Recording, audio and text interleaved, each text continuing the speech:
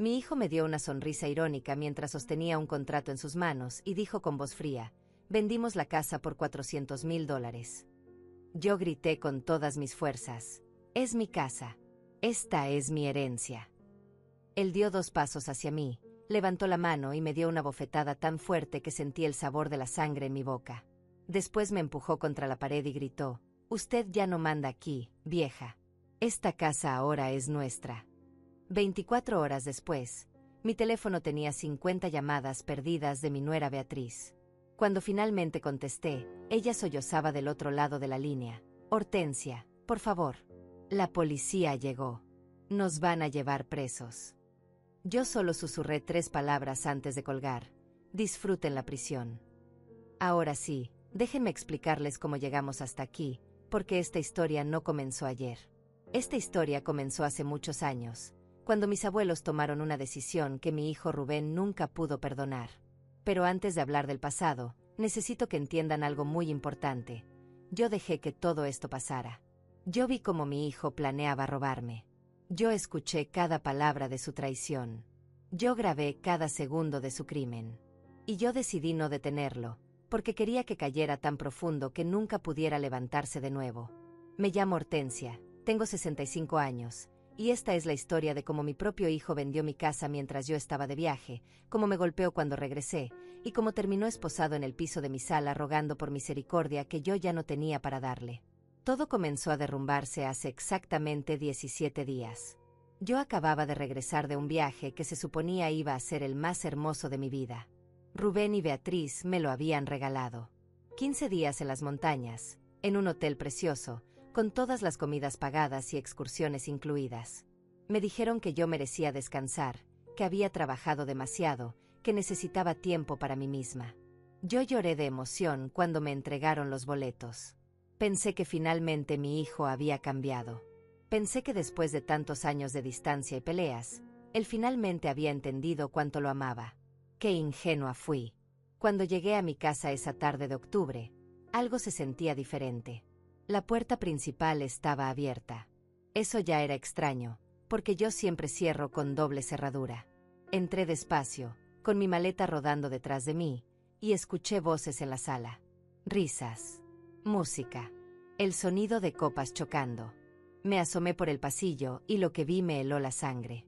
Rubén estaba sentado en el sillón de mi abuelo, ese sillón de cuero café que tiene más de 50 años, con una botella de whisky en la mano. Beatriz estaba a su lado, usando un vestido rojo brillante que nunca le había visto, con joyas nuevas en el cuello. Y había un hombre que yo no conocía, un tipo de traje gris que fumaba un cigarro en mi sala como si fuera su propia casa. Solté la maleta. El ruido los hizo voltear. Rubén me vio y su expresión cambió por completo. Primero fue sorpresa, después algo que parecía molestia, y finalmente esa sonrisa irónica que nunca voy a olvidar. Se puso de pie lentamente, dejó la copa sobre la mesa y caminó hacia mí con pasos seguros. «Mamá», dijo con una voz que intentaba sonar dulce pero estaba llena de veneno, «regresaste antes de tiempo. No te esperábamos hasta el jueves». Yo lo miré a los ojos y le pregunté lo único que importaba en ese momento. «¿Qué está pasando aquí, Rubén? ¿Quién es esta persona?» Él se rió. Se rió en mi cara. Después sacó un papel doblado del bolsillo de su pantalón y lo abrió frente a mí. Era un contrato. Yo vi mi nombre impreso en la parte superior, vi números, vi firmas, vi sellos oficiales. Mis manos comenzaron a temblar antes de que mi cerebro pudiera procesar lo que estaba viendo. «Vendimos la casa, mamá», dijo Rubén con esa sonrisa que me partió el corazón. $400,000. Buen precio, ¿no crees? Yo sentí que el piso se movía debajo de mis pies. Sentí que las paredes se cerraban a mi alrededor. Sentí que el aire desaparecía de mis pulmones. «¿Qué?», fue lo único que pude susurrar. Él asintió, disfrutando cada segundo de mi dolor. «Así es. Esta casa ya no es tuya. Ya firmamos todo. Ya recibimos el dinero. Este señor», señaló al hombre del traje gris, «es el nuevo dueño. Rafael, saluda a mi madre». El hombre llamado Rafael levantó su copa hacia mí con una sonrisa burlona. Yo no podía moverme. No podía respirar. No podía creer lo que estaba escuchando. Esto es mentira, dije con voz rota. Yo nunca firmé nada. Yo nunca autoricé ninguna venta. Rubén se acercó más, tanto que pude oler el whisky en su aliento. Claro que firmaste, mamá. ¿Ya se te olvidó? La edad te está afectando. Mira, aquí está tu firma. Me mostró el papel de nuevo, señalando con el dedo una firma que se parecía a la mía, pero que yo sabía que nunca había escrito. Esa no es mi firma, grité con todas las fuerzas que me quedaban. Esto es fraude. Esto es ilegal. Van a ir a la cárcel por esto. Y ahí fue cuando todo explotó. Rubén dejó caer la máscara completamente. Su cara se transformó en algo que yo nunca había visto antes, algo lleno de odio puro.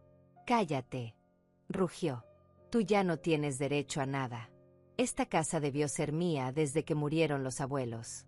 Ellos estaban locos cuando decidieron dejártela solo a ti. Yo soy el hijo. Yo soy el hombre de esta familia. No tú». Yo intenté responder, intenté defenderme, pero antes de que pudiera abrir la boca, su mano voló hacia mi cara. El golpe fue tan fuerte que me tiró contra la pared. Sentí un dolor agudo en el pómulo, sentí algo caliente correr por mi labio, sentí que mis piernas se doblaban. Caí al suelo. Beatriz gritó algo, pero no la escuché bien. Mis oídos zumbaban. Mi visión estaba borrosa. Rubén se inclinó sobre mí, me agarró del brazo con fuerza brutal y me levantó a medias. «Escúchame bien, vieja estúpida», dijo con los dientes apretados. «Usted ya no manda aquí. Esta casa es nuestra.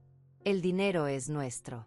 Y si intenta hacer algo, si intenta llamar a alguien, si intenta causar problemas, le juro que se va a arrepentir». Me empujó de nuevo y yo volví a caer. Esta vez no intenté levantarme.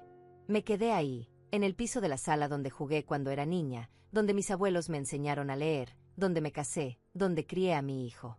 Me quedé ahí sangrando mientras Rubén, Beatriz y Rafael seguían bebiendo como si nada hubiera pasado.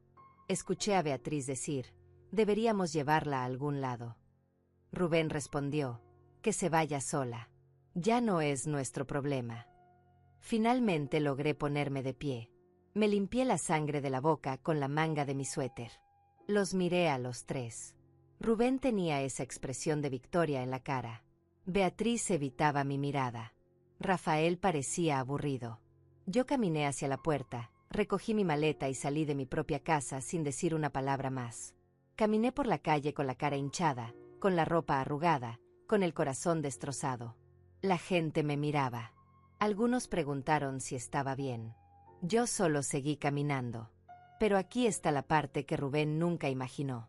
Aquí está el detalle que lo iba a destruir completamente. Antes de irme de viaje, yo había instalado cámaras de seguridad en toda la casa. No porque desconfiara de él en ese momento, sino porque Orlando, mi abogado y amigo de toda la vida, me había insistido. Hortensia, me había dicho 3 semanas antes: «Algo no me gusta de cómo Rubén está actuando últimamente. Instala cámaras. Solo por precaución». Yo lo había hecho casi sin pensarlo. Cámaras pequeñas, escondidas en los libreros, en las lámparas, en los marcos de los cuadros. Cámaras que grababan todo. Cámaras que habían capturado cada palabra, cada movimiento, cada crimen que Rubén había cometido durante mi ausencia. Mientras caminaba por la calle con la cara sangrando y el alma hecha pedazos, saqué mi teléfono y marqué el único número que importaba en ese momento. Orlando contestó al segundo tono. «Hortensia, ¿qué pasó? ¿Estás bien?» Mi voz salió quebrada, apenas un susurro. «Tenías razón. Rubén vendió la casa. Me golpeó. Necesito verte ahora». Hubo un silencio del otro lado, después escuché el sonido de llaves. «Voy para allá. Mándame tu ubicación. No hables con nadie más». Me senté en la banca de un parque a 2 cuadras de mi casa. La casa que ya no era mía, según el contrato falso que Rubén había fabricado. Toqué mi cara hinchada y sentí la piel caliente, sensible. El labio me palpitaba. Podía sentir cómo se formaba el moretón en mi pómulo. 65 años de vida y nunca nadie me había puesto una mano encima. Hasta hoy. Hasta que mi propio hijo decidió que yo ya no merecía ni respeto ni dignidad. Orlando llegó en 15 minutos. Bajó de su carro casi corriendo, con el maletín en la mano y la cara llena de preocupación. Cuando me vio, se detuvo en seco. «Dios mío, Hortensia». Se sentó a mi lado y examinó mi rostro con cuidado. «Ese desgraciado te golpeó». No era una pregunta. Era una afirmación llena de rabia. Yo solo asentí. No podía hablar sin que se me quebrara la voz otra vez. Orlando sacó un pañuelo limpio de su bolsillo y lo presionó suavemente contra mi labio. «Vamos a destruirlo», dijo con una calma que me asustó más que cualquier grito. «Vamos a destruirlo completamente». Fuimos a su oficina. Era sábado por la tarde y el edificio estaba vacío, pero Orlando tenía llaves de todo. Me sentó en el sillón de cuero café de su despacho, me trajo agua, me dio pastillas para el dolor. Después abrió su laptop y me miró con esos ojos grises que conocía desde hacía 30 años. «Cuéntame todo desde el principio. No te saltes ningún detalle». Y yo le conté. Le conté sobre el viaje sorpresa que Rubén y Beatriz me habían regalado. Le conté sobre las cámaras que él mismo me había pedido instalar. Le conté sobre lo que encontré cuando regresé a casa.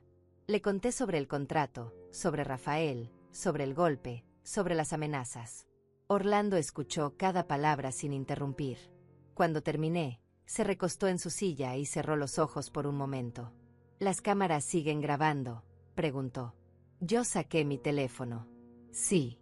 Están conectadas a una aplicación. Puedo ver todo en tiempo real». Sus ojos se iluminaron. «Muéstrame». Abrí la aplicación y le pasé el teléfono. Orlando comenzó a revisar las grabaciones de los últimos 15 días, adelantando y retrocediendo, tomando notas en un cuaderno.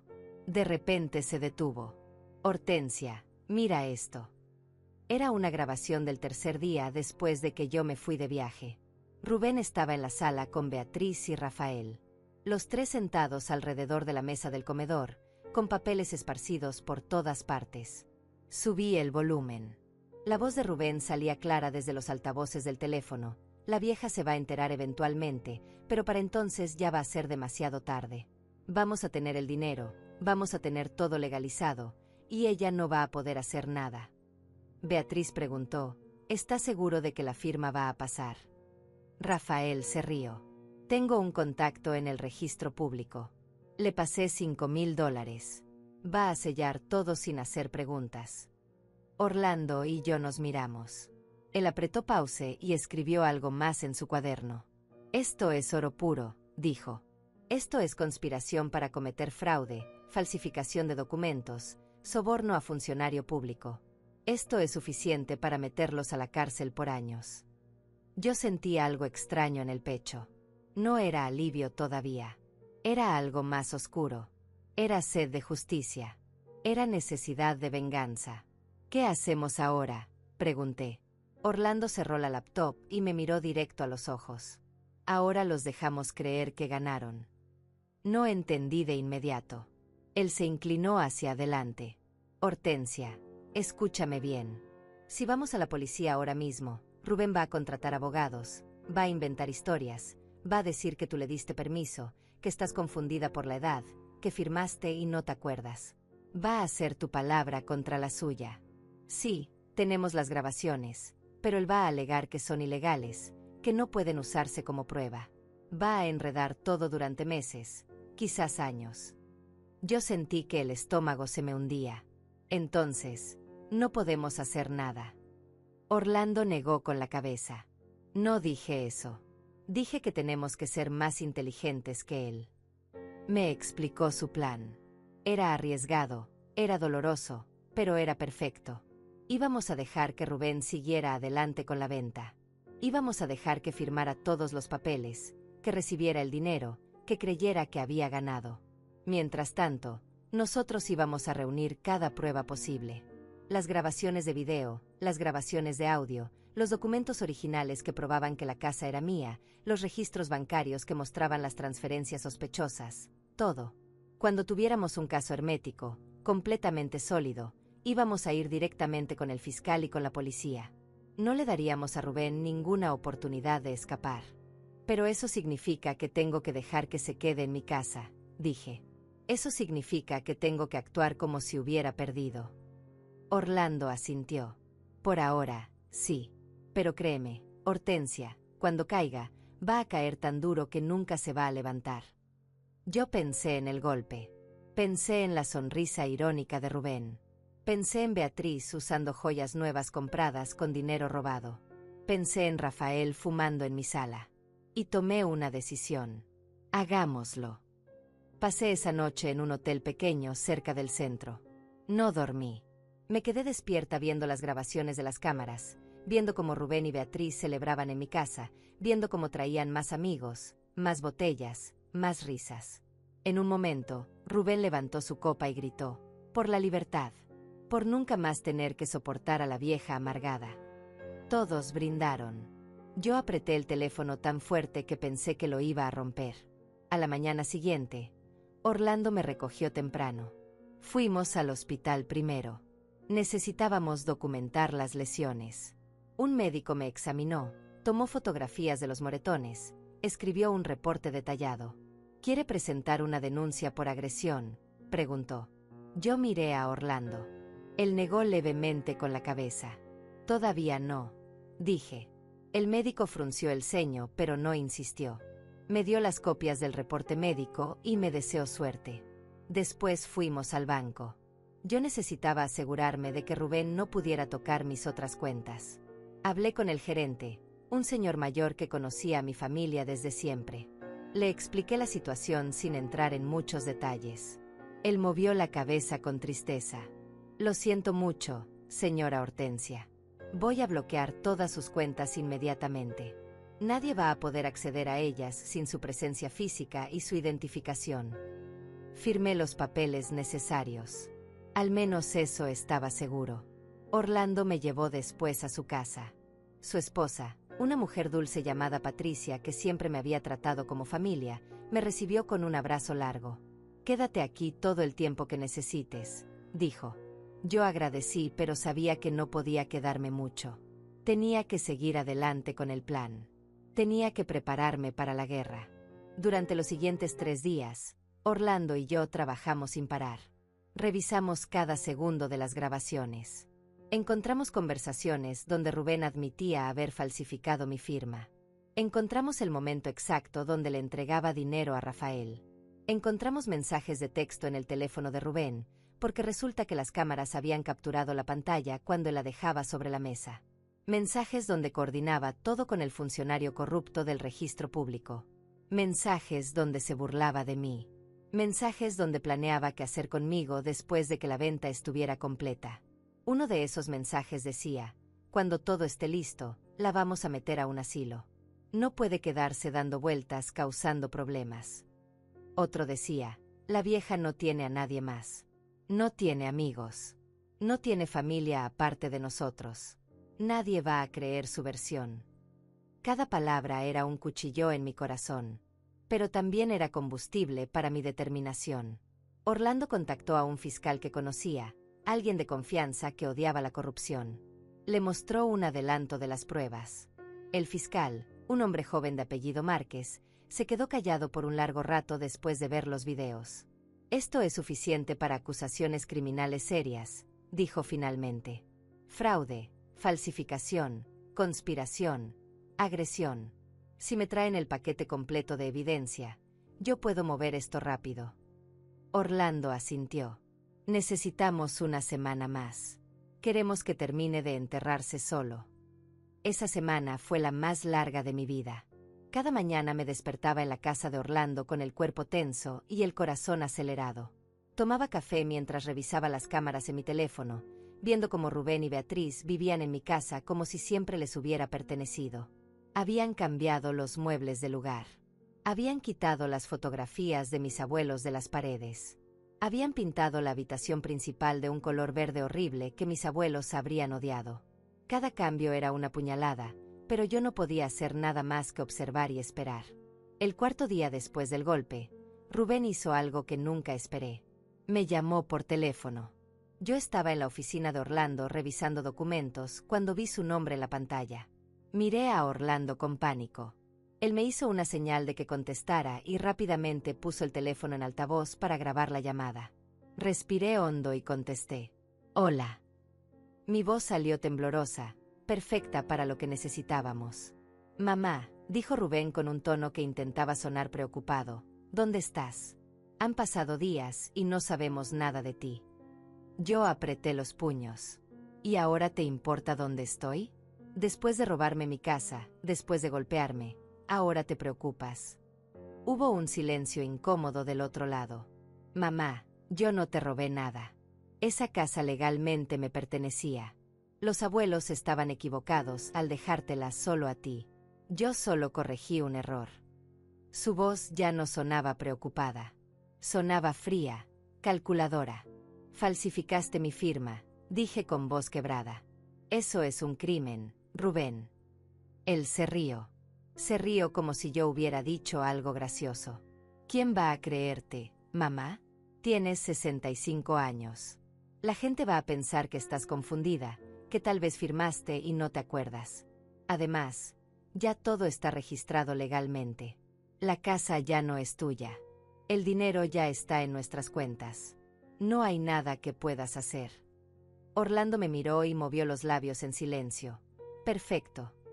Rubén estaba confesando todo otra vez, y esta vez en una llamada que estábamos grabando oficialmente. ¿Por qué me llamaste entonces?, pregunté. Rubén suspiró como si estuviera lidiando con una niña difícil. Porque a pesar de todo, sigues siendo mi madre. Beatriz y yo hemos estado hablando. Queremos hacer las paces. Queremos que vengas a cenar con nosotros este fin de semana. Podemos hablar de cómo seguir adelante, como familia. Sentí náuseas. ¿Quieres que vaya a cenar? A la casa que me robaste. Él ignoró el tono de mi voz. El sábado a las 7. Piénsalo, mamá. Sería bueno para todos. Colgó sin esperar mi respuesta. Orlando detuvo la grabación y sonrió. No era una sonrisa feliz. Era una sonrisa de cazador que acaba de ver a su presa caer en la trampa. Es perfecto, dijo. Él cree que ya ganó. Cree que eres inofensiva. Por eso se siente seguro invitándote, burlándose de ti. Yo asentí, pero por dentro me sentía destruida. Este era mi hijo. El bebé que cargué en mis brazos, al que le canté canciones de cuna, al que cuidé cuando estaba enfermo. Y ahora me trataba como si fuera basura.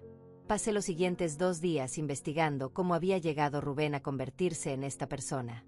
Orlando me ayudó a buscar en viejos archivos, en conversaciones que había olvidado, en señales que debí ver años atrás. Y lentamente, la verdad comenzó a armarse como un rompecabezas terrible. Rubén siempre había sido diferente. Desde niño. No era como los otros niños que jugaban y compartían. Él escondía sus juguetes para que nadie más los tocara. Mentía sobre cosas pequeñas sin razón. Culpaba a otros de sus errores. Mi esposo, que murió hace 2 años, siempre decía que Rubén tenía algo roto por dentro, algo que no sabíamos cómo arreglar. Cuando Rubén tenía 17 años, mis abuelos lo cacharon robando dinero de la caja fuerte de su casa. No era una cantidad pequeña. Eran $10,000 en efectivo que mi abuelo guardaba para emergencias. Rubén lo negó todo, lloró, dijo que alguien más lo había hecho. Pero mi abuela había instalado una cámara secreta después de que empezaran a desaparecer cosas. Lo tenían en video abriendo la caja fuerte con una llave que había copiado en secreto. Mis abuelos me llamaron esa noche. Recuerdo la tristeza en la voz de mi abuela cuando dijo: Hortensia, tu hijo tiene un problema serio. Algo muy malo está creciendo dentro de él. Intentamos de todo. Terapia, psicólogos, conversaciones largas sobre honestidad y consecuencias. Nada funcionó. Rubén solo aprendió a mentir mejor, a esconder mejor sus actos. Cuando mis abuelos escribieron su testamento 5 años después, tomaron una decisión difícil. Me llamaron una tarde y me dijeron: vamos a dejarte todo a ti, Hortensia. No podemos confiar en que Rubén use esta herencia para algo bueno. Sabemos que tú la vas a cuidar, que vas a mantener esta casa en la familia de la manera correcta. Yo lloré ese día. No porque quisiera la herencia, sino porque significaba que mis abuelos habían perdido toda esperanza en su bisnieto.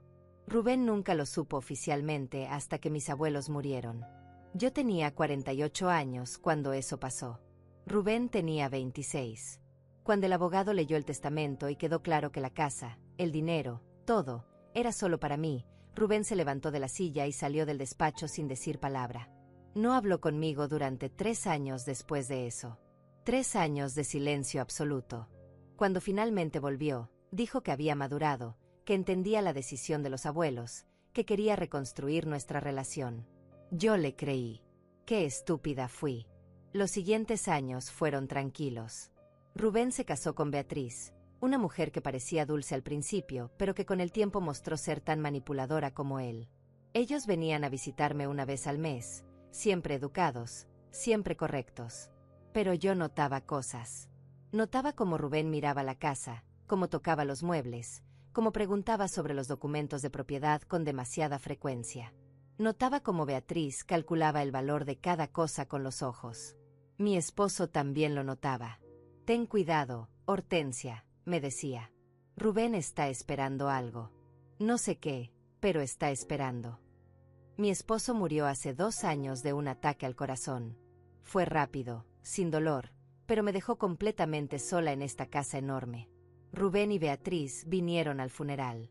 Lloraron, me abrazaron, me dijeron que siempre iba a tener su apoyo. Después del entierro, Rubén se quedó conmigo unos días. Me ayudó con los papeles del seguro, con los trámites bancarios, con todo lo legal que viene después de una muerte. Yo pensé que finalmente había encontrado al hijo que siempre quise tener. Pero lo que realmente estaba haciendo era estudiar mis finanzas, averiguar dónde estaba cada documento, aprender el sistema de seguridad de la casa, planear su robo. Los últimos 6 meses antes del viaje fueron extraños. Rubén empezó a visitarme más seguido. 2, 3 veces por semana. Siempre con Beatriz. Siempre trayendo comida, flores, regalos pequeños. Me hablaban de lo sola que me veía, de lo grande que era la casa para una sola persona, de lo peligroso que era para una mujer de mi edad vivir sin compañía. Deberías pensar en vender, decía Rubén con voz suave. Podrías comprar un departamento pequeño, más manejable, algo más seguro. Yo siempre respondía lo mismo: esta casa es mi hogar. Aquí están todos mis recuerdos. No voy a venderla nunca. Entonces empezaron las preguntas más directas. ¿Tienes todos los documentos de la casa en orden?, preguntaba Beatriz mientras tomábamos té. ¿Está todo a tu nombre? No hay ningún problema legal. Yo le aseguraba que sí, que todo estaba perfectamente registrado. Ella sonreía. Qué bueno, suegra. Solo queríamos asegurarnos de que estés protegida. Ahora entiendo que estaban verificando que no hubiera obstáculos para su plan. Hace 3 meses, Rubén llegó con una propuesta. Mamá, quiero que firmes una procuración. Solo por seguridad. Si algo te pasa, si te enfermas o tienes un accidente, yo podría manejar tus asuntos sin problemas legales. Yo dudé. Algo en mi estómago me gritaba que no lo hiciera. No lo sé, Rubén. No me siento cómoda con eso. Él se molestó. ¿No confías en mí? Después de todo lo que he hecho por ti estos meses. Yo me sentí culpable, pero me mantuve firme. No es desconfianza. Solo prefiero mantener las cosas como están. Rubén no insistió más ese día, pero vi la rabia en sus ojos cuando se fue. 2 semanas después de eso, fui a ver a Orlando para actualizar mi testamento. Le conté sobre la petición de Rubén. Orlando se puso serio inmediatamente. Hortensia, no firmes nada con él. Nada. Y quiero que instales cámaras de seguridad en tu casa. Yo me reí. Orlando, estás exagerando. Sé que Rubén puede ser difícil, pero es mi hijo. Él me miró con esos ojos que no dejaban espacio para discusión. Hazme caso. Instala las cámaras. Yo accedí solo para calmarlo. Gracias a Dios lo hice. Las cámaras fueron instaladas un martes por la mañana. Un técnico joven vino y colocó 6 cámaras pequeñas en lugares estratégicos. Una en la sala, escondida detrás de los libros en el estante. Otra en el comedor, dentro de una planta decorativa. Una tercera en la cocina, camuflada en el reloj de pared. 2 más en los pasillos y una última en mi habitación, oculta en el marco de un espejo antiguo. Todas conectadas a una aplicación en mi teléfono. El técnico me enseñó cómo usarla, cómo ver las grabaciones en tiempo real, cómo descargar videos. Con esto va a poder ver todo lo que pasa en su casa, esté donde esté, me dijo. Yo asentí, pensando que nunca las necesitaría realmente. Una semana después de instalar las cámaras, Rubén y Beatriz llegaron con la sorpresa del viaje. Fue un viernes por la tarde. Tocaron la puerta con esas sonrisas enormes que ahora sé que eran completamente falsas. «Mamá, tenemos un regalo para ti», dijo Rubén mientras entraban. Beatriz traía un sobre dorado en las manos. Me lo entregó con dramatismo. «Ábrelo. Suegra, te va a encantar». Dentro había boletos de avión, reservaciones de hotel, cupones para restaurantes y excursiones. Todo pagado. 15 días en las montañas, en un resort de lujo a 8 horas de distancia. Yo me quedé sin palabras. «¿Esto es real?», pregunté con lágrimas en los ojos. Rubén me abrazó. «Claro que es real, mamá. Te lo mereces. Has trabajado toda tu vida, has pasado por mucho con la muerte de papá. Necesitas descansar, desconectarte, disfrutar». Beatriz añadió: «Ya está todo listo. Sales el próximo martes. No tienes que preocuparte por nada». Yo lloré de emoción. Los abracé a los dos. Les agradecí una y otra vez. «No saben lo feliz que me hacen», dije entre sollozos. Rubén me secó las lágrimas con su mano. «Solo queremos verte sonreír, mamá. Solo eso». Esa noche, después de que se fueron, llamé a Orlando para contarle. Esperaba que compartiera mi alegría, pero su voz sonó preocupada. «Hortensia, ¿no te parece extraño? Después de pedirte una procuración y que dijeras que no, ahora te regalan un viaje carísimo. Justo ahora». Yo me molesté. «Orlando, por favor. Estás siendo paranoico. Mi hijo está tratando de ser mejor. Está tratando de compensar los años malos. Déjame disfrutar esto». Él suspiró. «Está bien. Pero prométeme una cosa. Cuando estés allá, revisa las cámaras de vez en cuando. Solo para estar segura de que todo esté bien en la casa». Yo le prometí que lo haría, más para calmarlo que porque realmente creyera que era necesario. El martes salí hacia las montañas. Rubén y Beatriz me llevaron al aeropuerto. Me ayudaron con las maletas, me abrazaron en la puerta de seguridad, me desearon el mejor viaje de mi vida. «Descansa, mamá. No pienses en nada. Solo disfruta», dijo Rubén.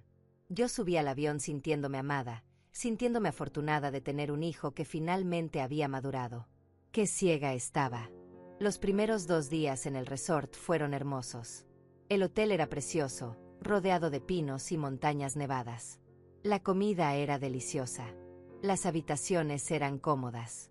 Yo caminaba por los senderos, leía libros en la terraza, tomaba té caliente mientras veía el atardecer. Me sentía en paz por primera vez en años. No revisé las cámaras. No pensé en la casa. Solo existía ese momento de tranquilidad. El tercer día, algo me despertó a las 3 de la mañana. No sé qué fue. Tal vez un mal sueño, tal vez instinto. Me quedé acostada mirando el techo, incapaz de volver a dormir. Finalmente tomé mi teléfono de la mesa de noche y abrí la aplicación de las cámaras, más por aburrimiento que por sospecha. Lo que vi me heló la sangre. Rubén estaba en mi sala. A las 3 de la mañana. Pero no estaba solo. Había 2 hombres con el que yo nunca había visto. Uno era Rafael, aunque todavía no sabía su nombre. El otro era un tipo calvo con lentes que revisaba papeles sobre mi mesa de comedor. Subí el volumen de mi teléfono y escuché la conversación. «¿Trajiste la firma de muestra?», preguntaba el calvo. Rubén sacó un papel de su mochila. «Aquí está. Es de un cheque que firmó hace 2 meses. Puedes copiarla». El calvo examinó el papel bajo la luz de la lámpara. «Sí, no es complicada. Letras grandes, trazo firme. La puedo replicar perfectamente en los documentos de venta». Yo dejé de respirar. Rafael habló entonces. «¿Y el registro público?». «Ya está arreglado». Rubén asintió. Le di $5,000 a un funcionario. Va a sellar todo sin hacer preguntas. Para el viernes, la casa va a estar legalmente a mi nombre. Sentí que el mundo se caía a pedazos. Me senté en la cama del hotel con el teléfono temblando en mis manos. viendo cómo mi hijo planeaba robarme en tiempo real. Beatriz entró a la sala en ese momento, con café para todos. ¿Cómo va todo?, preguntó. El calvo levantó el papel. Perfecto. En 2 horas voy a tener la firma lista. Mañana pueden ir al notario. Beatriz sonrió. Excelente. La vieja está a 8 horas de distancia, sin idea de nada. Para cuando regrese, ya no va a poder hacer nada. Lloré en silencio durante horas. Vi cómo los 3 hombres trabajaban en mi casa, falsificando documentos, planeando cada detalle del fraude. Vi cómo Rubén mostraba papeles de la propiedad que había sacado de mi estudio. Vi cómo medían las habitaciones, como si ya fueran los dueños. A las 6 de la mañana se fueron. Rubén apagó las luces y cerró la puerta con llave. Una llave que él tenía porque yo se la había dado años atrás, confiando en que solo la usaría para emergencias. Tomé mi teléfono con manos temblorosas y llamé a Orlando. Eran las 6:30 de la mañana. Él contestó con voz de sueño. «¿Hortensia? ¿Qué pasa?» No pude hablar durante varios segundos. Solo lloraba. «Orlando», finalmente logré decir. «Tenías razón. Rubén me está robando. Lo vi todo. Está falsificando mi firma». Escuché cómo Orlando se despertaba completamente del otro lado. «Cálmate. Respira. Cuéntame exactamente qué viste». Le conté todo. Cada palabra de la conversación que había escuchado. Cada detalle que había visto en las cámaras. Orlando se quedó en silencio por un momento largo. «Hortensia, escúchame bien. Esto es muy grave, pero también es nuestra oportunidad. Las cámaras grabaron todo, ¿verdad?»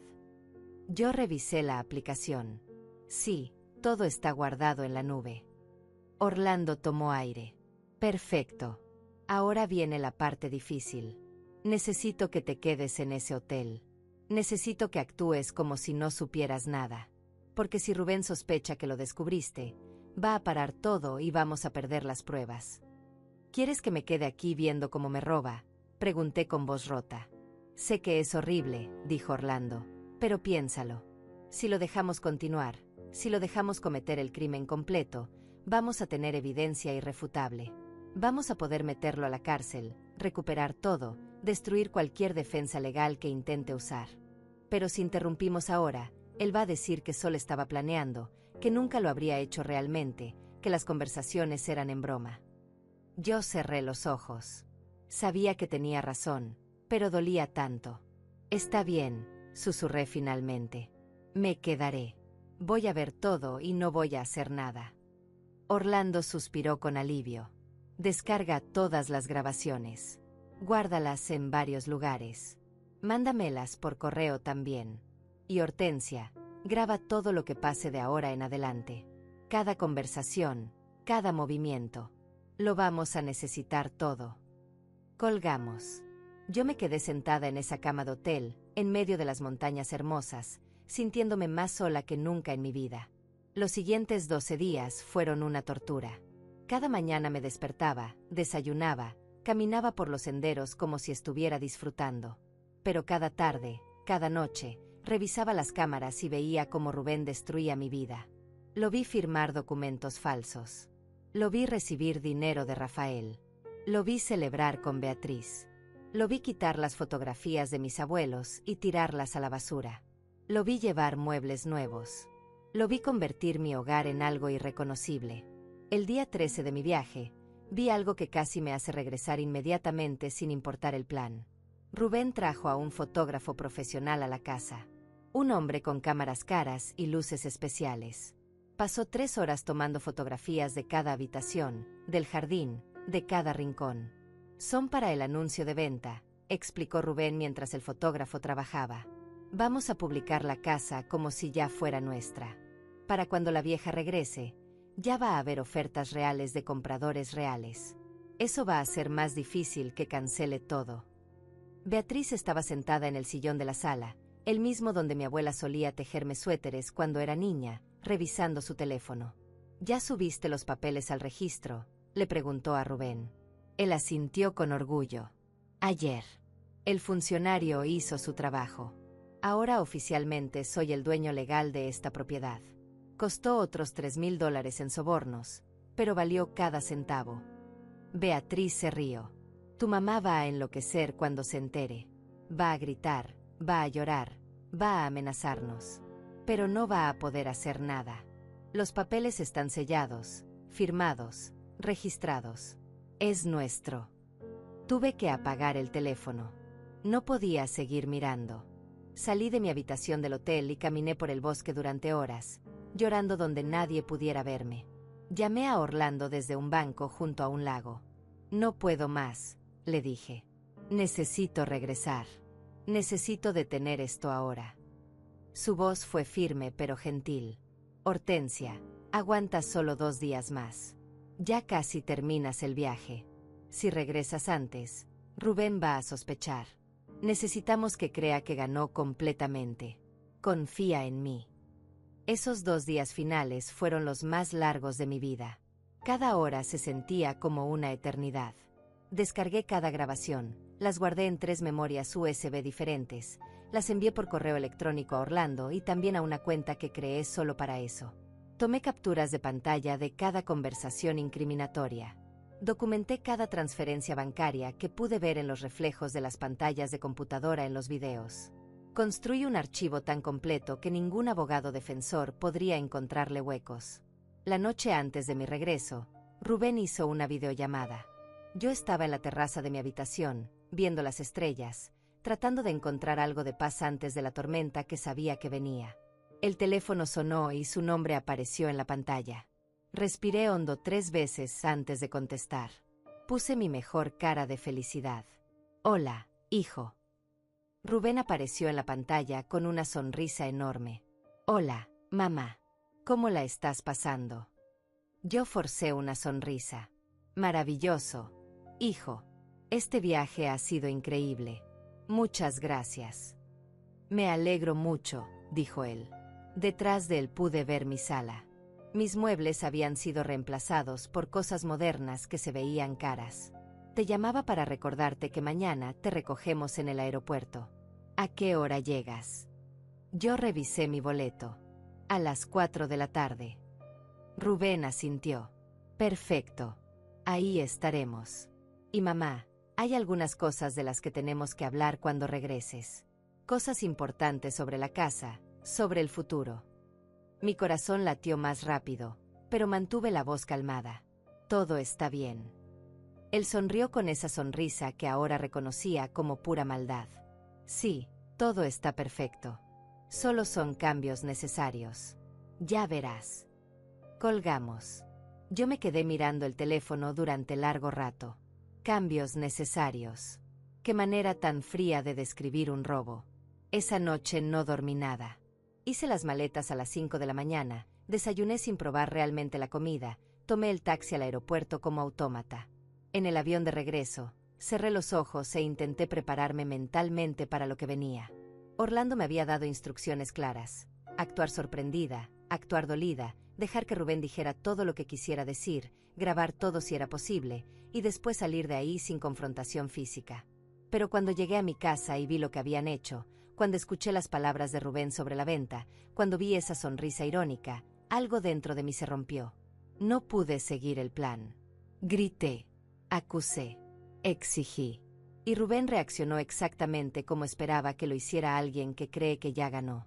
Me golpeó, me humilló, me echó de mi propia casa. Y las cámaras, esas cámaras que todavía estaban funcionando porque Rubén nunca las había encontrado, grabaron cada segundo. Ahora, 4 días después de ese momento horrible, yo estaba sentada en la oficina del fiscal Márquez junto a Orlando. Habíamos pasado las últimas 72 horas organizando cada pieza de evidencia en un caso hermético.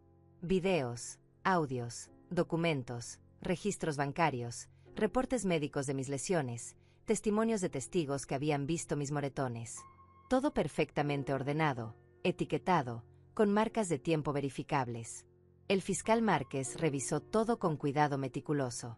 Era un hombre de unos 40 años, delgado, con lentes de montura negra y una expresión seria que nunca cambiaba.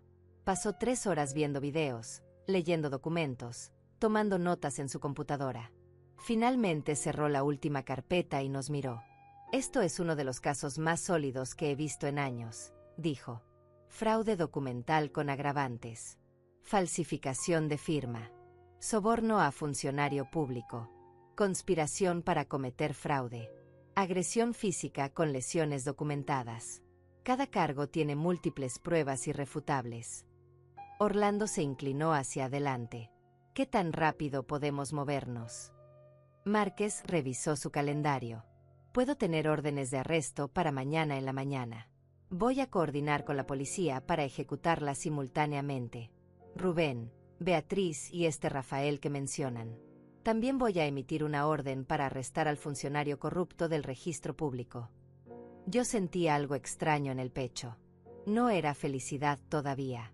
Era anticipación. Era necesidad de justicia. ¿Van a ir a la cárcel?, pregunté con voz apenas audible. Márquez me miró directamente a los ojos. Señora Hortensia, con estas pruebas, no solo van a ir a la cárcel.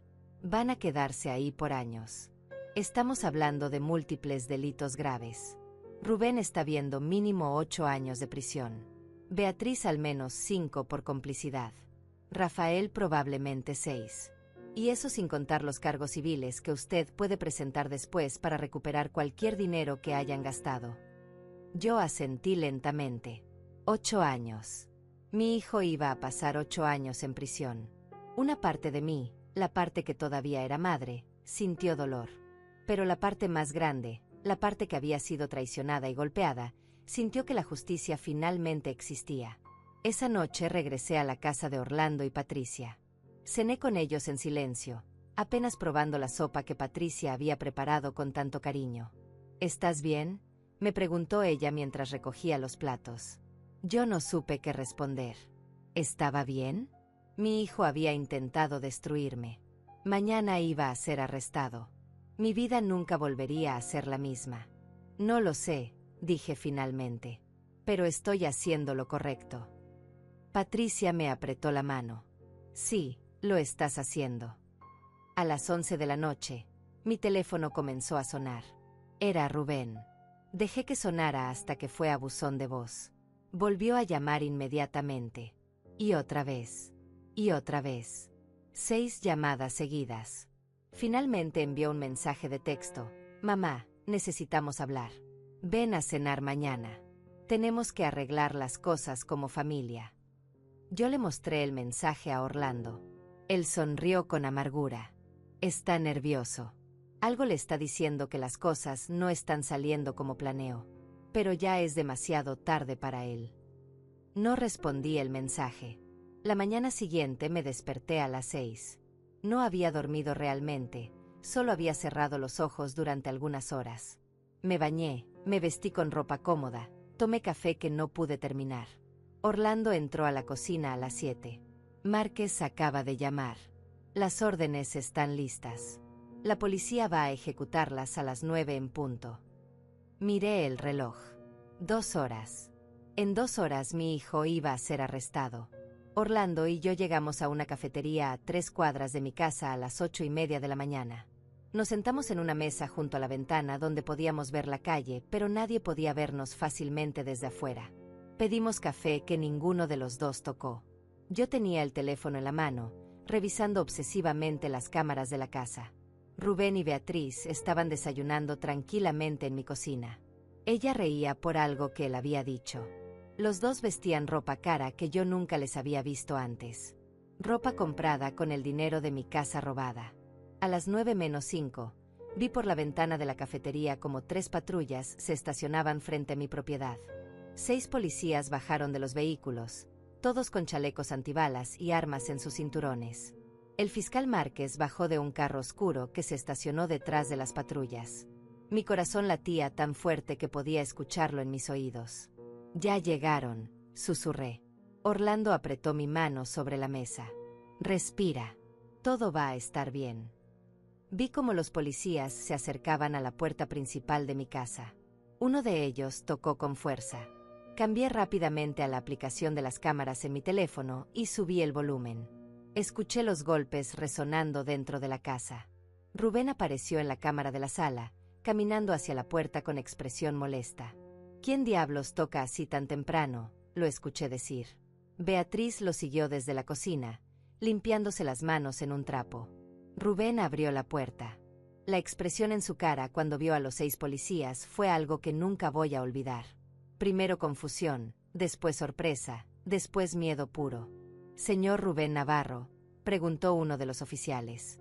Rubén asintió lentamente, incapaz de hablar. El oficial sacó un papel doblado. «Tenemos una orden de arresto en su contra por los delitos de fraude documental, falsificación de firma, soborno a funcionario público y agresión. Tiene derecho a permanecer en silencio». Las palabras continuaron, pero Rubén ya no escuchaba. Su cara se había vuelto blanca como papel. «¿Qué? No. Tiene que haber un error», finalmente logró decir. Beatriz gritó desde atrás. «¿Qué está pasando? ¿De qué están hablando?». Otro oficial se adelantó. «¿Señora Beatriz Ramos de Navarro?». Ella asintió con ojos enormes de terror. «También tenemos una orden de arresto para usted por complicidad en fraude y conspiración». Beatriz comenzó a sollozar inmediatamente. «No hicimos nada. No pueden arrestarnos. Esta es nuestra casa». El fiscal Márquez dio un paso adelante. «Esta casa pertenece legalmente a la señora Hortensia Navarro. Ustedes cometieron fraude documental para intentar robarla. Tenemos todas las pruebas necesarias. Videos, audios, documentos, todo». Rubén lo miró con incredulidad. «¿Videos? ¿Qué videos?». Márquez sacó una tablet de su maletín y les mostró la pantalla. Yo no podía ver que les estaba enseñando desde la cafetería, pero podía ver la reacción de Rubén. Su expresión pasó de confusión a shock absoluto a horror puro. «Fueron grabados durante todo el proceso», dijo Márquez con voz fría. «Cada conversación, cada falsificación, cada soborno, todo». Rubén dio 2 pasos hacia atrás, tropezando con sus propios pies. «No puede ser. No puede ser. Revisé toda la casa. No había cámaras». Márquez sonrió sin humor. «Las había. Su madre las instaló antes de irse de viaje.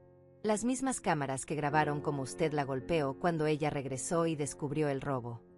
Los oficiales se acercaron entonces con esposas. «Denle vuelta. Manos atrás». Rubén intentó resistirse. «No. Esperen. Necesito hablar con mi madre. Ella puede explicar todo. Esto es un malentendido». Pero los policías no esperaron. Lo giraron con firmeza y le pusieron las esposas en las muñecas. El sonido del metal cerrándose resonó claramente en el audio de la cámara. Beatriz estaba histérica ahora, llorando desconsoladamente mientras otra oficial la esposaba también. «Por favor. Tengo que llamar a alguien.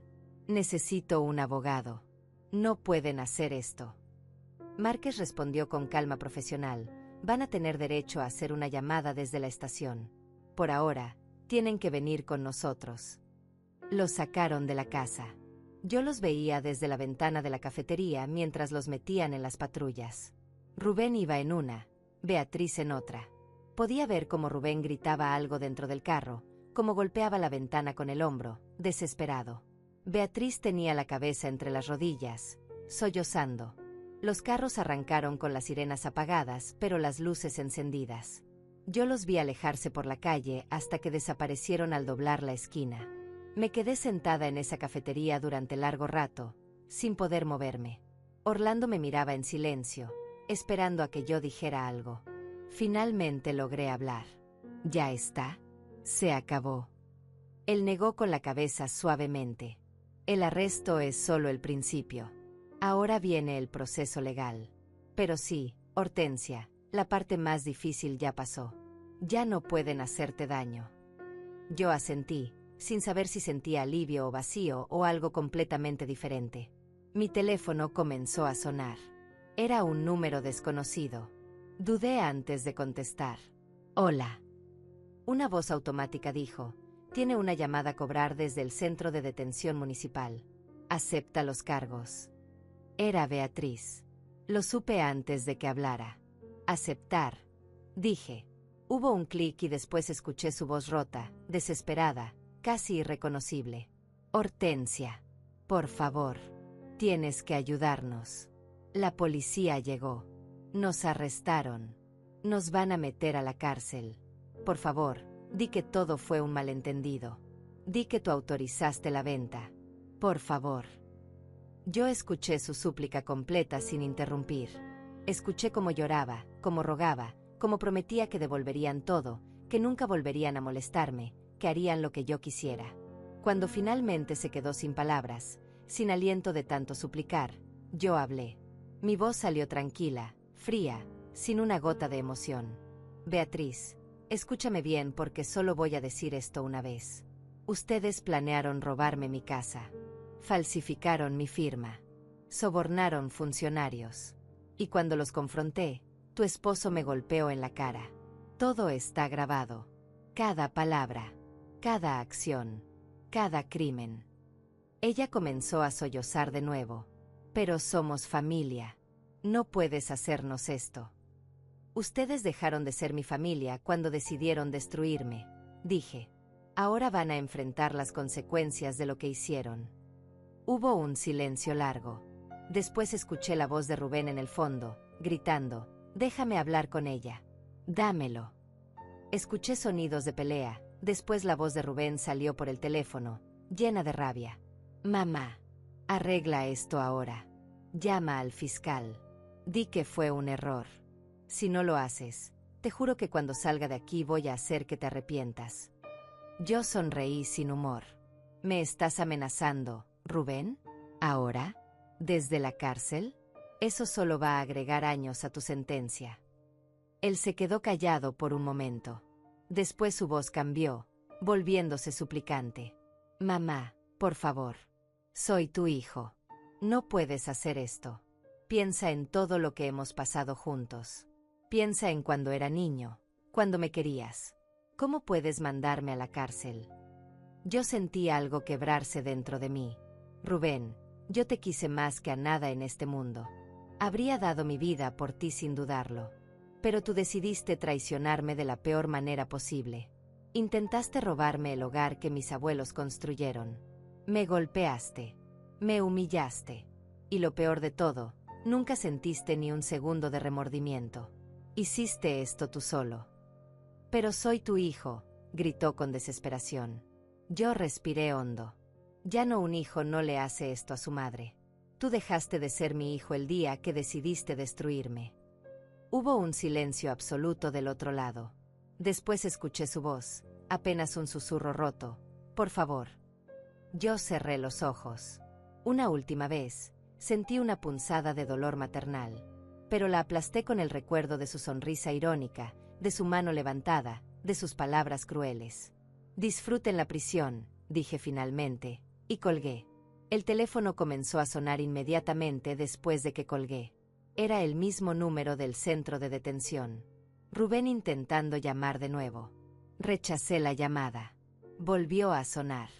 Lo rechacé otra vez. Después de la quinta llamada, simplemente apagué el teléfono y lo guardé en mi bolso. Orlando me miraba con una mezcla de preocupación y orgullo. ¿Estás bien?, preguntó. Yo asentí, aunque no estaba segura de que fuera verdad. Necesito ir a la casa. Necesito ver qué dejaron. Caminamos las 3 cuadras en silencio. Cuando llegamos, había cinta policial amarilla cruzando la entrada.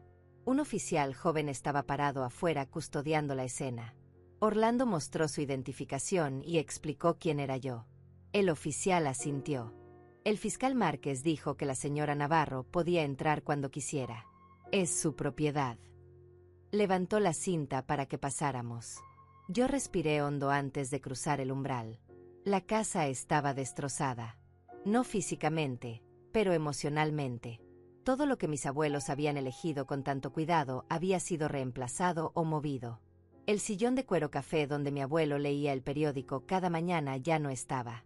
En su lugar había un sofá moderno de color gris que se veía caro pero sin alma. Las cortinas de lino blanco que mi abuela había cosido a mano habían sido reemplazadas por persianas metálicas. Las fotografías familiares que colgaban en las paredes habían desaparecido completamente. En su lugar había cuadros abstractos que no significaban nada.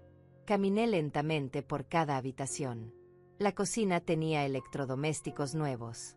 El comedor tenía una mesa de vidrio moderna donde antes estaba la mesa de madera antigua que había pertenecido a mis bisabuelos. Mi habitación, mi santuario, había sido convertida en algo irreconocible. Habían pintado las paredes de un color naranja brillante. Habían quitado mi cama y puesto una completamente diferente.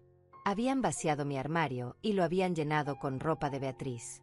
Yo me senté en el borde de esa cama extraña en mi propia habitación y finalmente dejé que las lágrimas salieran. Orlando se sentó a mi lado sin decir nada. Solo puso su mano en mi hombro y me dejó llorar. Lloré por todo lo perdido. Por los recuerdos que habían sido profanados. Por el hijo que pensé que tenía, pero que nunca existió realmente. Por la ingenuidad de creer que las personas pueden cambiar cuando todo en su historia dice lo contrario. Lloré hasta que no quedaron más lágrimas, hasta que solo quedó un vacío extraño en mi pecho. Vamos a arreglar todo, dijo Orlando finalmente. Vamos a devolver esta casa a como era. Vamos a encontrar los muebles originales, si Rubén los vendió. Vamos a restaurar cada rincón. Yo negué con la cabeza lentamente. No sé si quiero quedarme aquí, Orlando. Ya no se siente como mi hogar. Se siente contaminado. Él suspiró. No tomes decisiones grandes ahora. Espera a que el polvo se asiente. Espera a que termine todo el proceso legal. Después decides. Los siguientes días fueron un torbellino de actividad legal. El fiscal Márquez nos mantenía informados de cada paso. Rafael había sido arrestado el mismo día que Rubén y Beatriz. Lo encontraron intentando cruzar la frontera con una maleta llena de efectivo. El funcionario corrupto del registro público también fue arrestado en su oficina, con evidencia suficiente en su computadora para acusarlo de docenas de fraudes similares durante años. La audiencia de fianza fue 3 días después de los arrestos. El fiscal argumentó que los 3 acusados eran riesgo de fuga y que habían demostrado capacidad para cometer fraude elaborado. El juez estuvo de acuerdo. Fianza negada. Rubén, Beatriz y Rafael iban a permanecer en prisión preventiva hasta el juicio.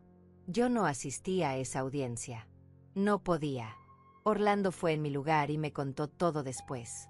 Rubén preguntó por ti, me dijo esa tarde mientras tomábamos té en su sala. Le preguntó al juez si podía hablar contigo. El juez le dijo que eso dependía de ti, no de él. Yo negué con la cabeza. No quiero verlo. No quiero escuchar más súplicas o amenazas o manipulaciones. Orlando asintió. Eso es lo que le dije al fiscal. No va a haber más contacto entre ustedes a menos que tú lo solicites. Una semana después del arresto, me llamó el fiscal Márquez. Señora Hortensia, tengo noticias. Rubén y Beatriz quieren hacer un trato. Su abogado defensor dice que están dispuestos a declararse culpables de todos los cargos a cambio de sentencias reducidas. Yo me senté en el sillón de la sala de Orlando. ¿Qué significa eso exactamente? Márquez explicó. Significa que admitirían su culpabilidad oficialmente. No habría juicio. A cambio, en lugar de enfrentar las sentencias máximas que podrían ser de 12 años o más, recibirían sentencias de 8 años para Rubén y 5 para Beatriz. ¿Y Rafael? Pregunté. Rafael también quiere un trato. 6 años. Él está dispuesto a testificar contra el funcionario corrupto del registro público, lo cual nos ayudaría a asegurar una condena más fuerte en ese caso. Yo me quedé en silencio pensando. Márquez continuó. La decisión es completamente suya, señora Hortensia. Puedo rechazar el trato y llevarlo a juicio completo. Con las pruebas que tenemos, definitivamente ganaríamos y probablemente conseguiríamos sentencias más largas. Pero el juicio tomaría meses. Usted tendría que testificar, sería un proceso agotador. Pensé en sentarme en una corte, en tener que ver a Rubén cara a cara, en tener que contar la historia completa frente a extraños, en revivir cada traición, cada humillación. ¿Cuánto tiempo estarían realmente en prisión?, pregunté. Con buen comportamiento, probablemente Rubén cumpliría 6 años, Beatriz 4, Rafael 5. Pero lo importante es que quedarían con antecedentes penales permanentes. Nunca podrían borrar esto de sus historias. Nunca podrían conseguir trabajos decentes. Sus vidas quedarían marcadas para siempre. Acepto el trato, dije finalmente. No era solo por evitarme el juicio. Era porque sabía que 6 años en prisión iban a destruir a Rubén más que 12. 6 años era suficiente para romper su espíritu, pero no suficiente para que pudiera reclamar victimización completa. Era la cantidad perfecta de tiempo para que entendiera las consecuencias, sin poder culpar completamente al sistema. ¿Estás segura?, preguntó Márquez. Completamente segura, respondí. El acuerdo fue firmado 2 días después. Rubén, Beatriz y Rafael se declararon culpables ante el juez. Yo no fui a esa audiencia tampoco. Orlando me contó que Rubén había llorado cuando el juez leyó la sentencia oficial. 8 años en prisión estatal, sin posibilidad de libertad condicional antes de cumplir mínimo 6. Beatriz había desmayado cuando escuchó su sentencia de 5 años. Rafael simplemente había bajado la cabeza, aceptando su destino de 6 años sin decir palabra. Pero el caso no terminó ahí. Yo presenté una demanda civil contra los 3 por daños y perjuicios. Quería recuperar cada centavo que habían gastado del dinero robado, el carro nuevo que habían comprado, las joyas, los muebles caros, los viajes, todo. Mi abogado calculó que habían gastado cerca de $120,000 en solo 2 semanas. El juez civil dictaminó que los 3 eran responsables solidarios de devolverme ese dinero más intereses y daños punitivos. Total, $200,000. Nunca van a poder pagar eso, dijo mi abogado. Van a salir de prisión con deudas enormes que los van a perseguir por el resto de sus vidas. Cada trabajo que consigan, cada cuenta bancaria que abran, va a tener embargos automáticos hasta que paguen cada centavo. Yo asentí. Eso era exactamente lo que quería. No era suficiente que fueran a prisión. Necesitaba que sus vidas después de prisión también fueran difíciles. Necesitaba que nunca olvidaran lo que me hicieron. Orlando comenzó el proceso de restaurar la casa. Contrató investigadores privados para rastrear los muebles originales que Rubén había vendido. Algunos los encontramos. Otros habían desaparecido para siempre. Para esos, Orlando me ayudó a buscar réplicas lo más cercanas posible. Poco a poco, muy lentamente, la casa comenzó a parecerse otra vez al hogar que yo recordaba. Un mes después de las sentencias, recibí una carta. Era de Rubén. La reconocí por la letra en el sobre. Estuve a punto de tirarla sin abrirla. Pero algo me detuvo. La abrí con manos temblorosas. Adentro había 3 páginas escritas a mano. La letra era descuidada. Las palabras estaban manchadas en algunos lugares como si hubiera llorado mientras escribía. Mamá, comenzaba la carta, no espero que me perdones. No espero que me creas. Pero necesito que sepas algo. Tienes razón. Soy un monstruo. Siempre lo he sido. Desde niño algo dentro de mí estaba roto y nunca quise arreglarlo. Te traicioné de la peor manera posible porque pensé que merecía esa casa más que tú. Pensé que los abuelos habían cometido un error al no dejármela. Pasé años odiándote por algo que ni siquiera fue tu decisión. Y cuando tuve la oportunidad de robarte, no lo dudé ni un segundo. Ni siquiera cuando te golpeé sentí remordimiento. Solo sentí rabia porque te atreviste a desafiarme. Continué leyendo la carta de Rubén con las manos temblando. Ahora estoy aquí encerrado, seguía la carta, con 6 años por delante para pensar en lo que hice. Los otros presos me preguntan por qué estoy aquí y cuando les cuento que intenté robarle la casa a mi propia madre, me miran con desprecio. Incluso los criminales tienen códigos. Incluso ellos piensan que lo que hice es imperdonable. Beatriz me culpa por todo. Dice que fue mi idea, que ella solo me siguió. Tal vez tenga razón. Tal vez la arrastré a este infierno conmigo. Cada noche me despierto pensando en el momento en que te golpeé. Veo tu cara. Veo la sangre. Veo la traición en tus ojos. Y sé que nunca voy a poder borrar esa imagen. La carta continuaba por 2 páginas más. Rubén hablaba de cómo la prisión le estaba cambiando, de cómo finalmente estaba enfrentando lo que realmente era, de cómo los años de terapia que mis abuelos pagaron nunca funcionaron porque él nunca quiso cambiar. Ahora no tengo opción, escribía. Aquí no puedo escapar de mí mismo. No puedo manipular. No puedo mentir. Solo puedo existir con la verdad de lo que soy, alguien que destruyó a la única persona que siempre me amó incondicionalmente. La última página me rompió de formas que no esperaba. No te estoy pidiendo perdón, mamá. Sé que no lo merezco. No te estoy pidiendo que me visites o me escribas. Sé que no volveré a verte nunca. Solo quiero que sepas que si pudiera retroceder el tiempo, si pudiera tomar diferentes decisiones, lo haría. Pero no puedo. Y ahora tengo que vivir con eso cada día durante los próximos 6 años y todos los días después. Te robé tu hogar. Te robé tu paz. Y lo peor de todo, te robé la posibilidad de tener un hijo que valiera la pena. Lo siento, no alcanza. Nada alcanza. Pero igual lo digo. Lo siento. Rubén. Doblé la carta y la guardé en el sobre.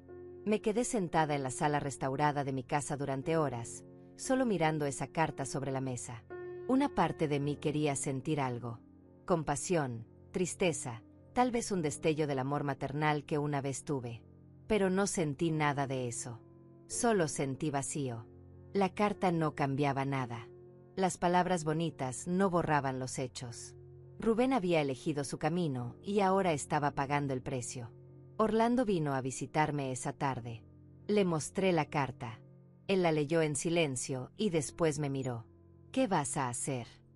Yo me encogí de hombros. Nada. No hay nada que hacer. Él dice que no espera respuesta y no va a recibirla. Orlando asintió. ¿Te hace sentir diferente?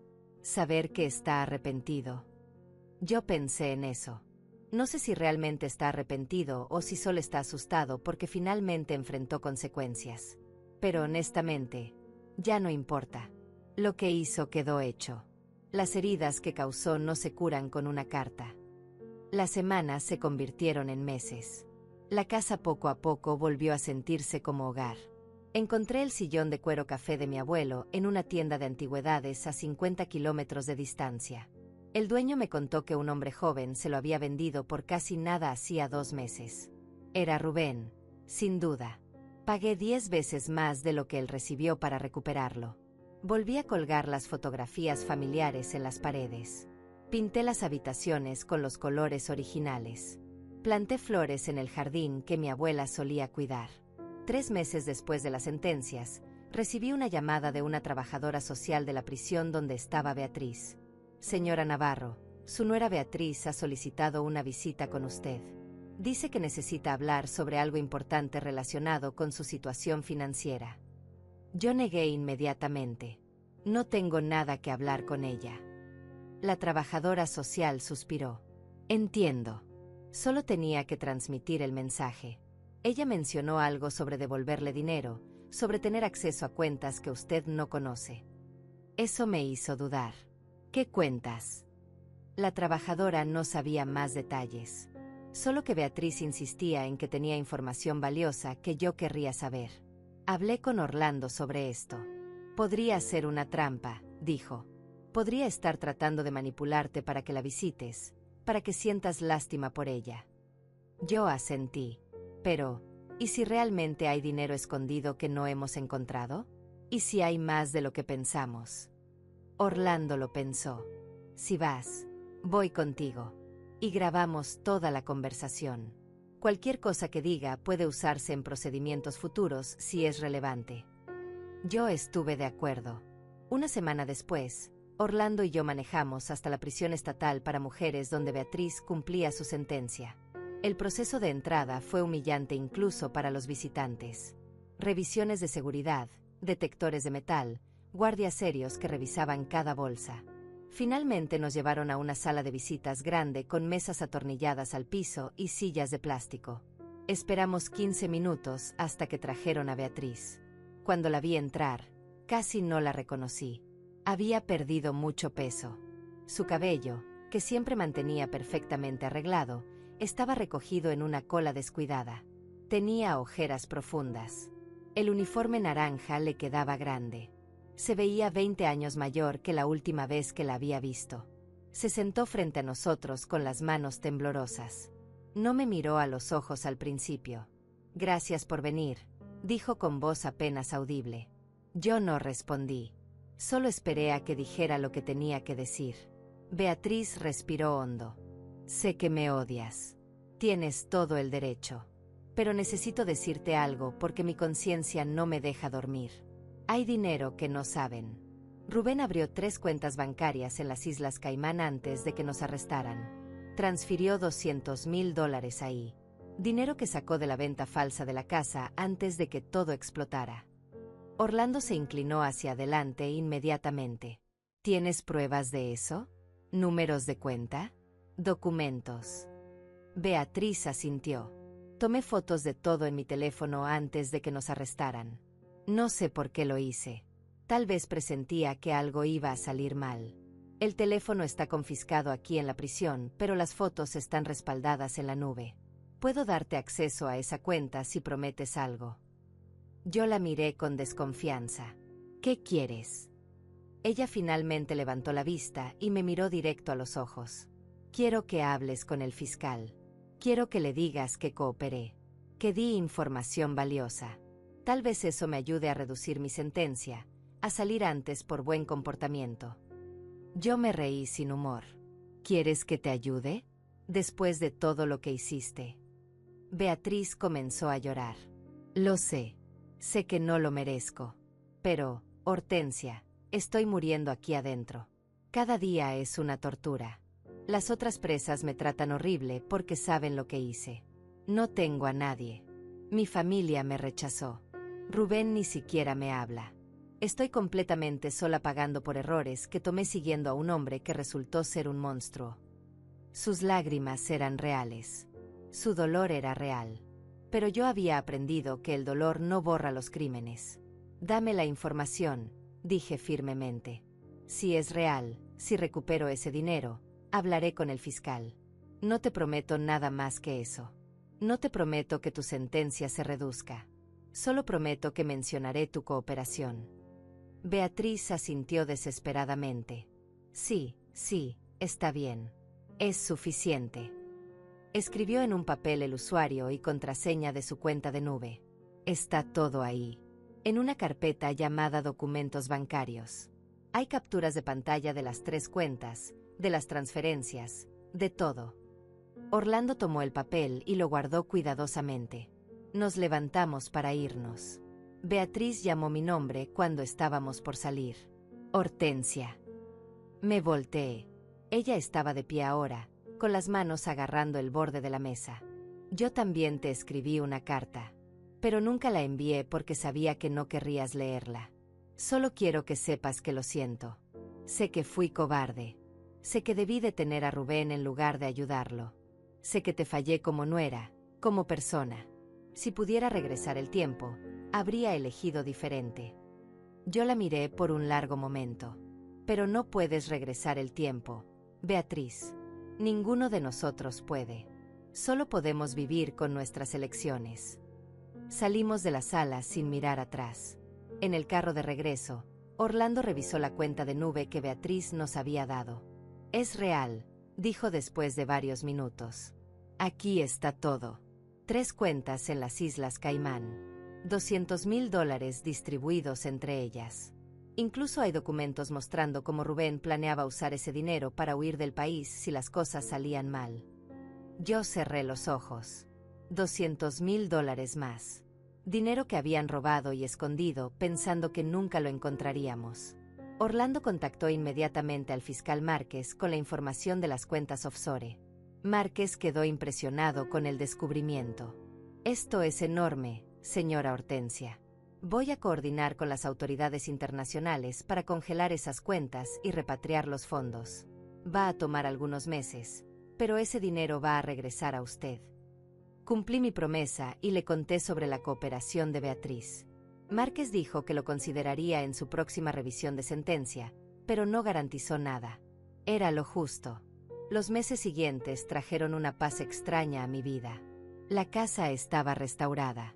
Los procesos legales estaban resueltos. El dinero de las cuentas offshore fue recuperado y devuelto a mis cuentas. En total, logré recuperar casi todo lo que Rubén y Beatriz habían robado. Las demandas civiles siguieron su curso.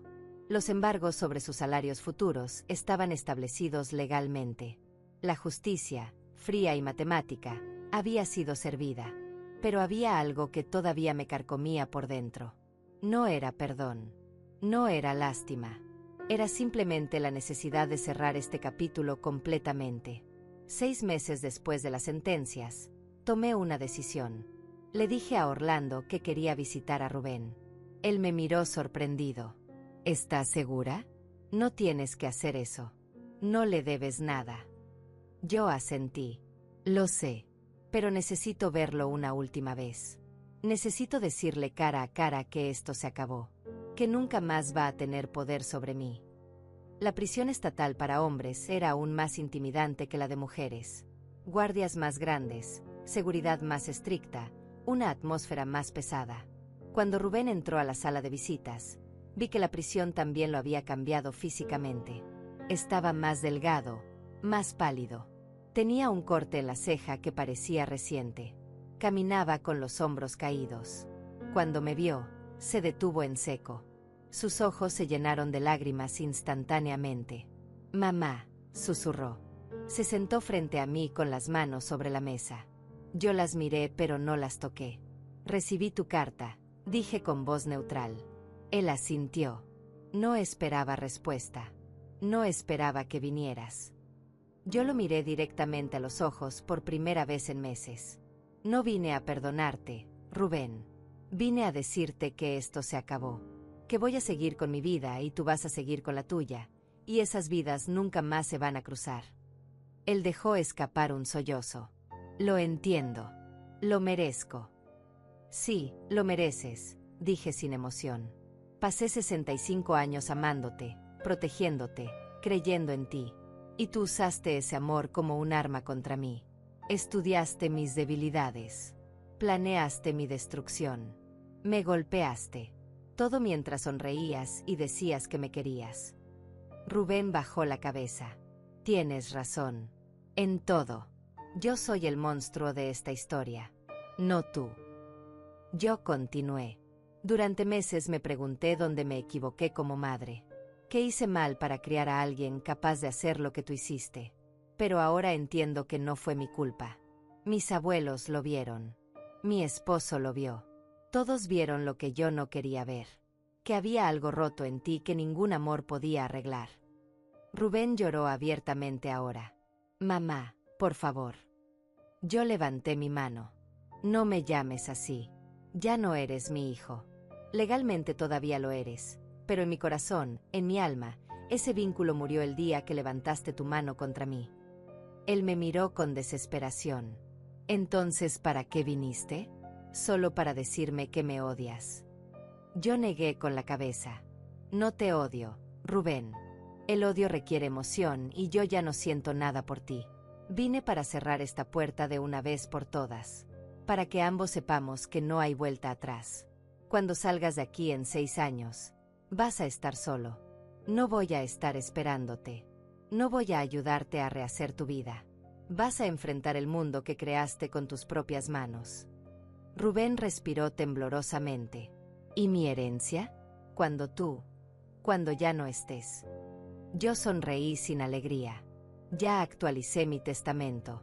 Todo va a ir a instituciones de caridad. A hogares para mujeres víctimas de violencia doméstica.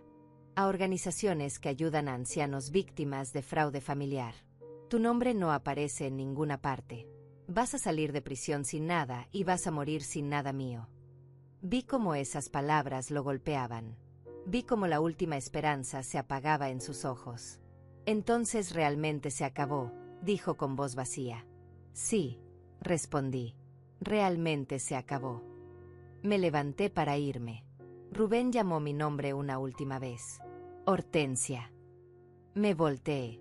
Él tenía las mejillas mojadas, los ojos rojos.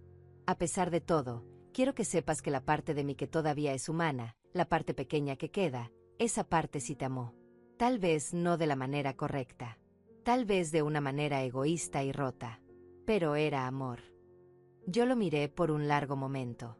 El amor no destruye, Rubén. El amor no roba. El amor no golpea. Lo que tú sentías no era amor. Era posesión. Era codicia. Era todo menos amor. Salí de esa sala y no miré atrás. En el carro de regreso a casa, Orlando me preguntó cómo me sentía. Yo pensé en eso. Me siento libre, dije finalmente. Por primera vez en años, me siento completamente libre. Él sonrió. Eso es bueno. Eso es lo que mereces. Llegamos a mi casa cuando el sol comenzaba a ponerse. La luz dorada iluminaba el jardín que había trabajado tanto en restaurar. Las flores que mi abuela amaba florecían otra vez. Los árboles que mi abuelo plantó hace décadas daban sombra al porche. Entré a la casa y me senté en el sillón de cuero café recuperado. Toqué el material suave, gastado por décadas de uso. Pensé en mis abuelos. En cómo ellos habían construido este hogar con amor y trabajo duro. En cómo me lo habían confiado a mí porque sabían que yo lo cuidaría. Y pensé en cómo había estado a punto de perderlo todo por confiar en la persona equivocada. Los siguientes meses pasaron con una tranquilidad que no había experimentado en años. Volví a mi rutina. Trabajaba en el jardín cada mañana. Leía en las tardes. Tomaba té en la terraza mientras veía los atardeceres. Orlando y Patricia me visitaban seguido. Hice nuevas amistades en la comunidad. Me uní a un club de lectura. Empecé a tomar clases de pintura. Lentamente, la casa dejó de estar llena de fantasmas dolorosos y se convirtió otra vez en un hogar lleno de posibilidades. Un año después de los arrestos, recibí una notificación oficial. Beatriz había sido liberada temprano por buen comportamiento y cooperación con las autoridades. Había cumplido solo 3 años de su sentencia de 5. Parte de mí sintió rabia por eso. Pero otra parte entendió que su castigo continuaría afuera de las rejas. Las deudas, los antecedentes, la vergüenza. Eso la perseguiría toda la vida. Nunca intentó contactarme y yo agradecí eso. Rubén todavía tenía 3 años más por cumplir. A veces me preguntaba cómo estaría, si realmente había cambiado o si solo había aprendido a actuar mejor. Pero esos pensamientos venían cada vez con menos frecuencia. Él ya no ocupaba espacio en mi mente ni en mi corazón. Era simplemente alguien que existía en algún lugar, pagando por sus crímenes, viviendo las consecuencias de sus elecciones. 2 años después, en un día soleado de primavera, estaba podando rosas en el jardín cuando encontré algo enterrado bajo tierra cerca del viejo roble. Era una caja de metal oxidada. La abrí con cuidado y adentro encontré fotografías viejas que no había visto en décadas. Fotografías de mis abuelos cuando eran jóvenes. Fotografías de mi madre cuando era niña. Fotografías de mí jugando en este mismo jardín cuando tenía 5 años. Y al fondo, una fotografía de Rubén cuando tenía 3 años, sonriendo inocentemente en los brazos de mi padre. Miré esa fotografía por largo rato. Ese niño pequeño de la imagen parecía tan puro, tan lleno de futuro. Me pregunté en qué momento exacto se torció su camino. En qué momento la inocencia se convirtió en maldad. Pero sabía que nunca tendría esas respuestas. Algunas preguntas simplemente no tienen respuestas satisfactorias.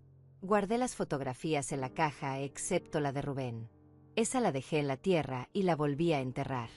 Algunos recuerdos es mejor dejarlos donde pertenecen, en el pasado. Ahora, mientras escribo estas palabras en mi diario personal, sentada en mi terraza con una taza de té caliente, puedo decir honestamente que encontré paz. No fue fácil. Hubo noches de insomnio.